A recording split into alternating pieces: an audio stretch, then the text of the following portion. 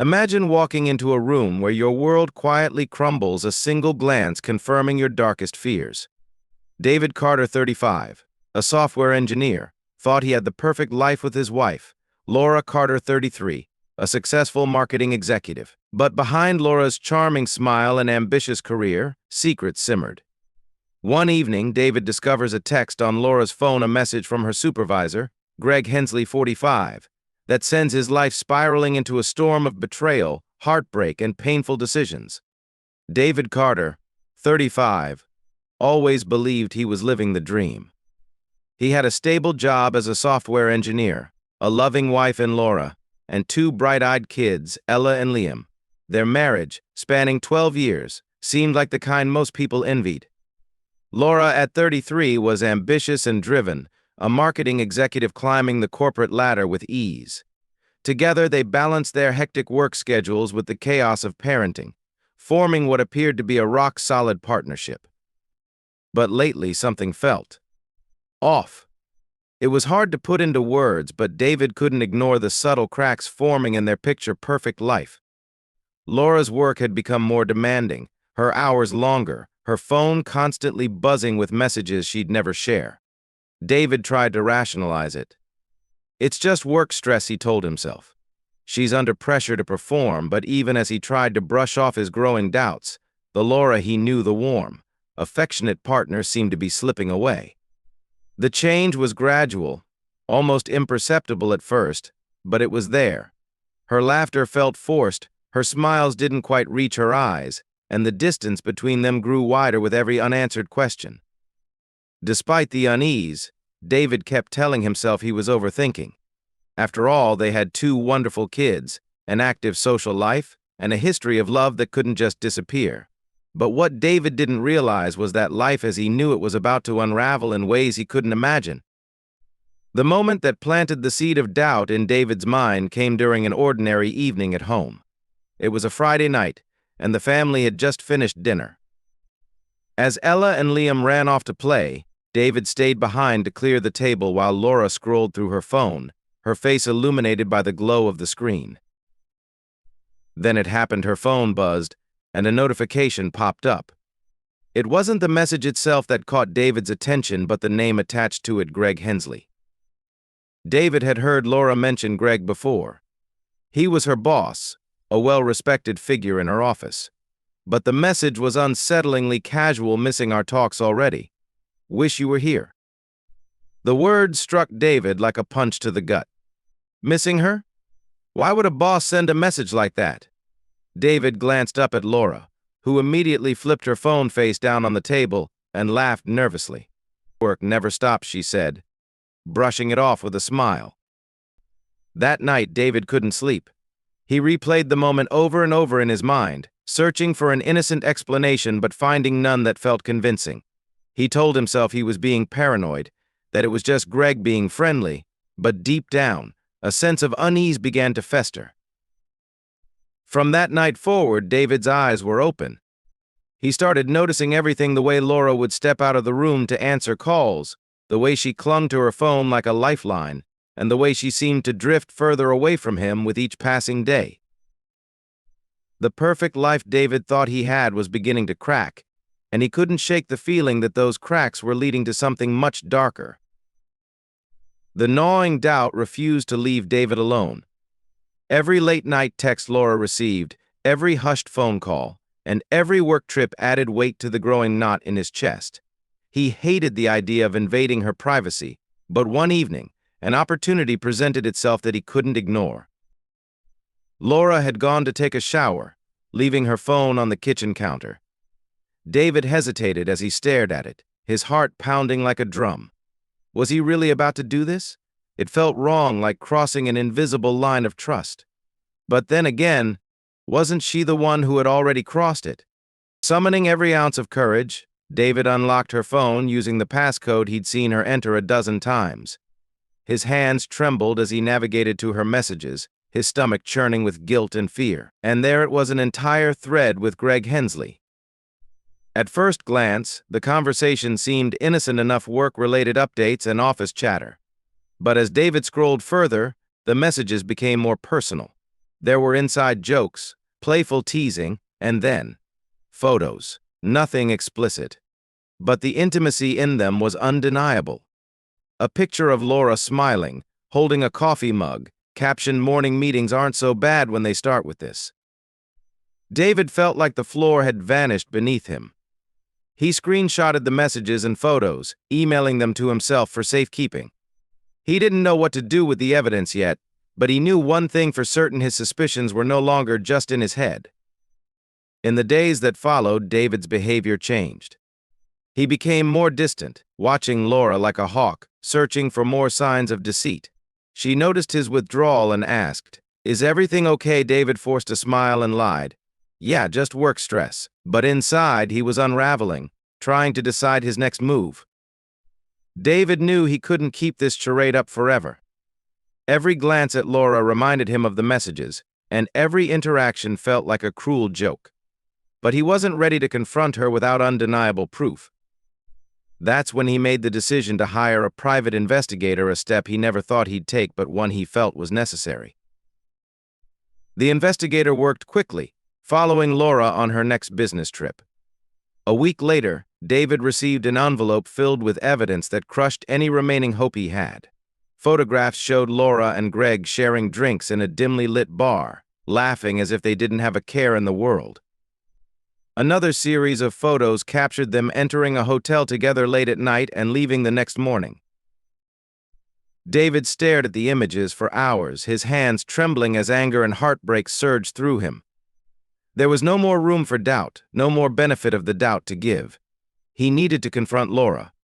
That evening, David waited for her to come home, the envelope of evidence on the coffee table. When Laura walked in, she immediately sensed something was wrong. "What's going on?" she asked, her voice uncertain.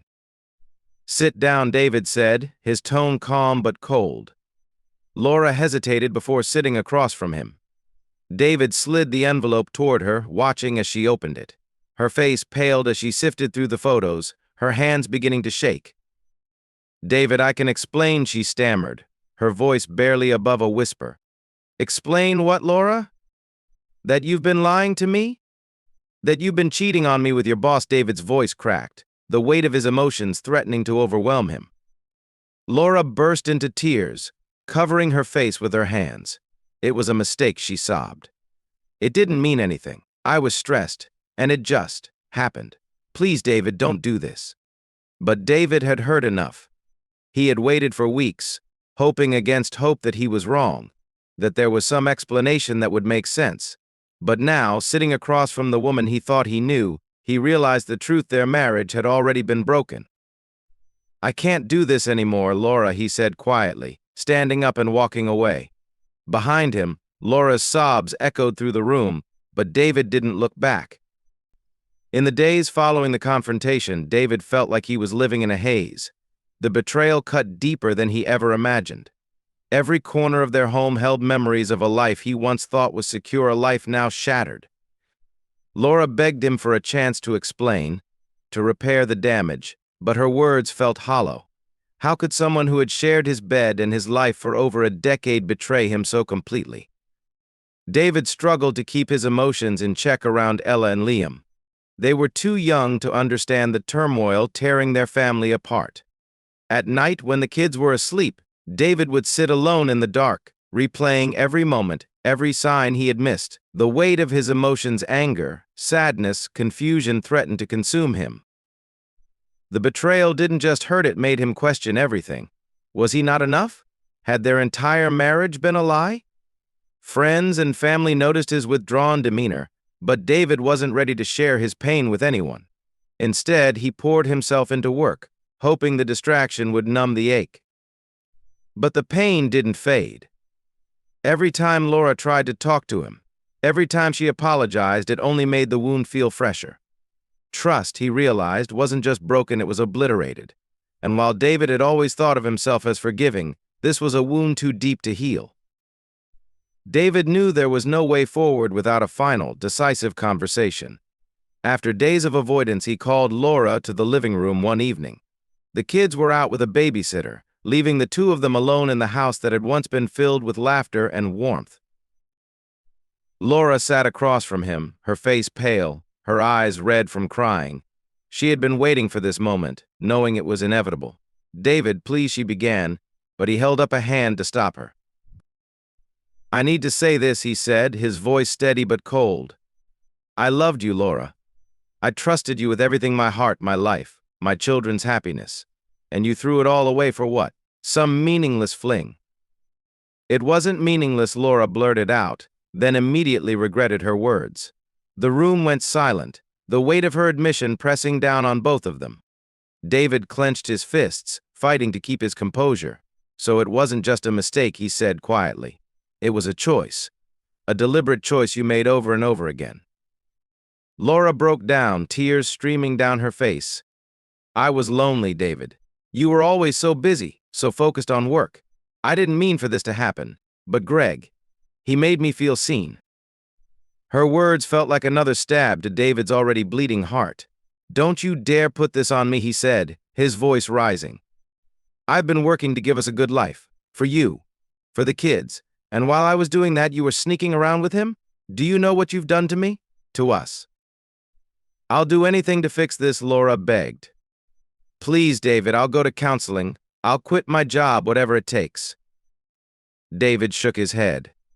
"Some things can't be fixed, Laura. You broke something that can't be put back together."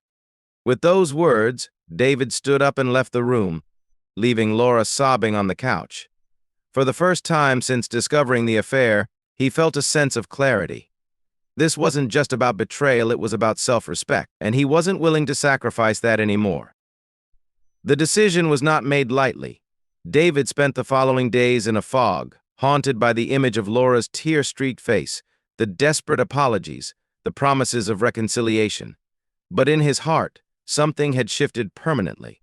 The love he once had for her was tainted, poisoned by the lies and the betrayal. As the days passed, David became more certain that divorce was the only way forward. He consulted a lawyer, the words irreconcilable differences echoing in his mind like a mantra. For weeks, he had wondered if there was a way to salvage the relationship, but the truth had become clear: Laura had chosen a different path, and he couldn't continue pretending everything was fine. The kids had been asking why Mommy and Daddy weren't talking as much, and David knew he couldn't keep up the charade for much longer. Ella had started to sense the tension, asking if they were getting a divorce. It broke his heart. But David knew he had to protect his own well-being and ultimately theirs. He couldn't let the children grow up in an environment where the love between their parents had vanished. That night, David sat down with the papers, staring at them in his hands. His mind raced, but his decision was clear. He would serve Laura the divorce papers the next day. It felt surreal, like he was acting in someone else's life, not his own. But he knew it was the right thing to do. The following day, David arranged to meet Laura at a hotel lobby, neutral ground, away from the charged atmosphere of home. He didn't want to do this in their house. It would make it all feel too final, too personal. The lobby of a quiet hotel was the perfect place, sterile, emotionless. Laura arrived, her face a mix of anticipation and fear. She thought they were going to talk, to somehow patch things up, but David had already made his decision. As she walked toward him, he handed her a small, sealed envelope. "David," Laura asked, her voice shaking. "What is this?" David stood there, a cold calmness in his expression. "It's over, Laura." Her face crumpled. "You're really doing this? You're going to divorce me?" "Yes, I am," he said, his voice steady, unwavering. The weight of his words seemed to hit her all at once. She opened the envelope, her hands trembling, and scanned the divorce papers. No, David, you can't do this. You can't just throw away everything we've built." But David had already made peace with his decision. "I didn't throw anything away, Laura." "You did. I can't live with a lie anymore, and I'm not going to keep pretending that this thing between us is real. I'm done." Laura's tears flowed freely now, her sobs echoing in the lobby. "I'm sorry, David. I'm so sorry," she pleaded, but David couldn't allow himself to feel pity for her anymore. "I know you are," he said, his voice flat. "But sorry doesn't fix this. It doesn't change the fact that you betrayed me in the worst way possible. And I'm done." With that, David turned and walked away, leaving Laura alone with the papers that sealed the end of their marriage. As he stepped outside into the cold air, David took a deep breath, feeling a strange sense of relief mixed with sorrow. He had done what he needed to do for himself, for his future. There would be more difficult conversations ahead co-parenting their children. The final arrangements, but for now, David knew one thing for sure: he was done living in the shadow of someone else's mistakes. It was time to rebuild. In the weeks following the divorce papers being served, David felt as though he were caught in a relentless storm of emotions. While part of him felt a strange sense of relief from finally taking control of his life, another part of him grieved the family he had lost. He was still processing the fact that the woman he thought he would grow old with had betrayed him so deeply, but now he had to focus on the future, on rebuilding himself and maintaining a sense of normalcy for Ella and Liam. The kids were the hardest part. They didn't fully understand what was happening, only that Mommy and Daddy weren't living together anymore. There were questions David couldn't answer. Why did Mommy leave? Where is she going now? The answers weren't easy, but David promised himself he would never lie to them. Mommy made some choices that hurt our family, he told them gently, but we're still a family, just in a different way. Co-parenting with Laura proved to be a difficult adjustment. Though Laura had apologized and tried to act as though nothing had changed, David couldn't shake the feeling that every interaction with her was tainted by the past. Their conversations about the kids, their shared responsibilities, always seemed to hover around an unspoken tension. Laura seemed to want to repair what they had lost, but David couldn't forget the betrayal that had irrevocably altered everything. Though the pain of the divorce and the broken trust lingered, David slowly started to rebuild his life. He returned to his hobbies, something he had neglected for years, and spent more time with friends, rediscovering the parts of himself that had been buried under the weight of his marriage. Therapy helped, too. David learned to focus on healing, not just for his children's sake, but for his own. He couldn't change the past, but he could reshape his future. Several months later, David found himself in a place he never thought he would be, not just surviving, but truly moving on. He had taken control of his life again, and though the memories of Laura and their family still lingered, they no longer held him captive. He was learning to enjoy his independence, rediscovering who he was outside of his marriage. One day, as he was picking Ella and Liam up from school, he saw a familiar face across the parking lot, a woman he had met through some mutual friends a few months earlier. Her name was Karen. She was kind, funny, and understanding, having been through her own difficult experiences. They had enjoyed some casual outings together, but now, the possibility of something more seemed real. David didn't know if he was ready for a relationship just yet, but as he smiled at Karen from across the lot, he realized that for the first time in months, he was open to the idea of happiness again. There was still a lot of healing to do, but David knew that life wasn't about waiting for the past to heal, it was about moving forward, even when the future seemed uncertain. With Ella and Liam beside him, he felt a sense of peace he hadn't known in a long time. They were a family again, even if it wasn't the one he had once envisioned. David realized that while the past had shaped him, it didn't have to define his future. He was stronger now, wiser, and ready for whatever came next. Thanks for watching. If you enjoyed this video, don't forget to like, share, and leave a comment below. If you want to hear more stories about betrayal, healing, and personal growth, make sure to subscribe to my channel so you never miss an update. Stay strong, and remember, no matter the storm, there's always a way forward.